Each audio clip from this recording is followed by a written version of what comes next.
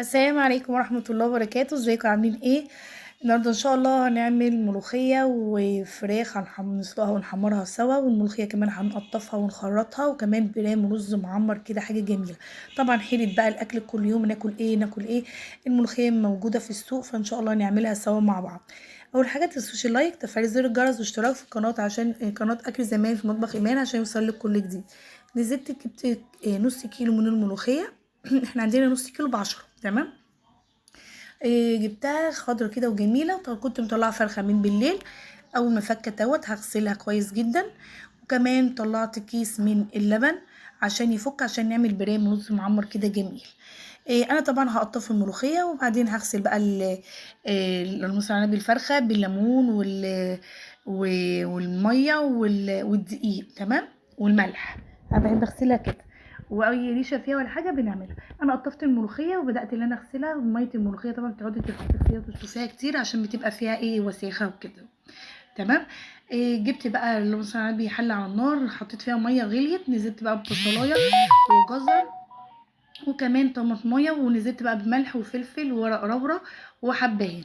اختياري، عايزه تحطي اي توابل فيها براحتك. وحطيت بقى الفرخه الجميله بتاعتنا بقى تتسلق عشان ناخد الشوربه بتاعتها. وكمان وحطيت بقى الملوخيه بعد ما غسلتها، حطيتها بقى في كده في البلكونه على فوطه عشان تنشف. بدات بقى ان انا اعمل البرام بتاعنا. حطيت بقى كوبايتين دول 3 كوبايات رز. حطيت عليهم زبده، وبحط عليهم شويه زيت، ممكن كمان بحط سمنه. بصي الماده الدهنيه دي بتاعتك. حطيت بقى في نص عربي في الكوبايه 3 معالق صغيرين من الملح، زي يعني بتعادلي الحدق بتاع الرز بتاعك. عفوا. صلي على النبي كده عليه افضل الصلاه والسلام. تنسيش بقى باللايك. حطيت بقى اللبن وكمان بقلبه عشان ادوب اللبن مع الملح. وبعدين احط بقى معيار اللبن. بحط 3 كوبايات لبن على 3 كوبايات الرز. وبزود كمان نص كوبايه من الميه عشان يعني يستوي كويس، عشان احنا مش بنغطيه، احنا بندخله الفرن. وعندي قشطه بقى من وش اللبن، حطيت معلقتين كده من القشطه. هدخل بقى البرام الجميل بتاعنا ده الفرن عشان يستوي ويعمل معانا.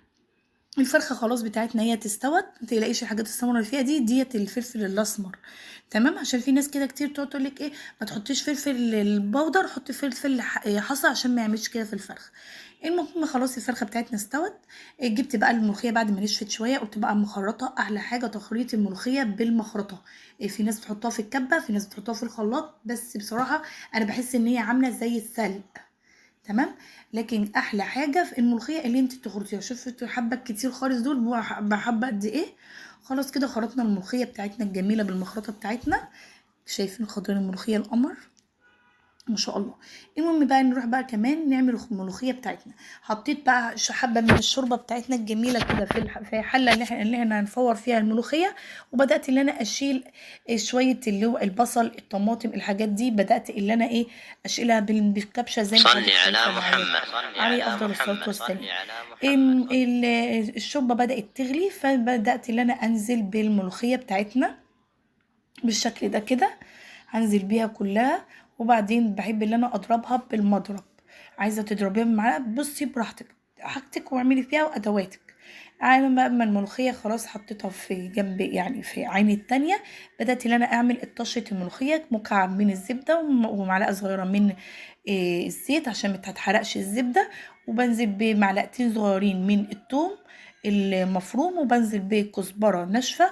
وبعدين اقلبها. طبعا كلكم شاطرين، بس احنا بنعمل الحاجات دي مع بعض عشان نساعد بعض.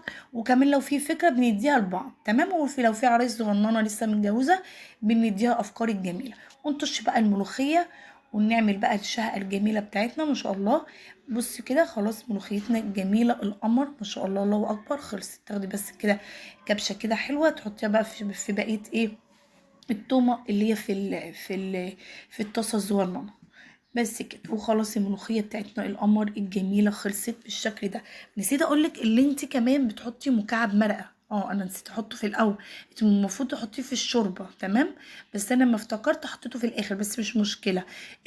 التركه دي بتدي طعم جميل قوي للشوربه، جربيها وتدعيلي. حمرت بقى الفرخه بتاعتنا، حطيتها تحت الشوايه من غير اي حاجه، ولا دهنت وشها ولا دهنتها زيت ولا زبده ولا سمنه ولا الكلام ده. تمام. وكده فرختنا القمر خلصت، والبرام كمان بتاعنا الجميل العسل ما شاء الله الله اكبر كمان خلص. الف هنا وشفا. وكمان بصب الملوخيه الجميله بتاعتنا بالشكل ده. غدا سهل وسريع وان شاء الله يعجبكم.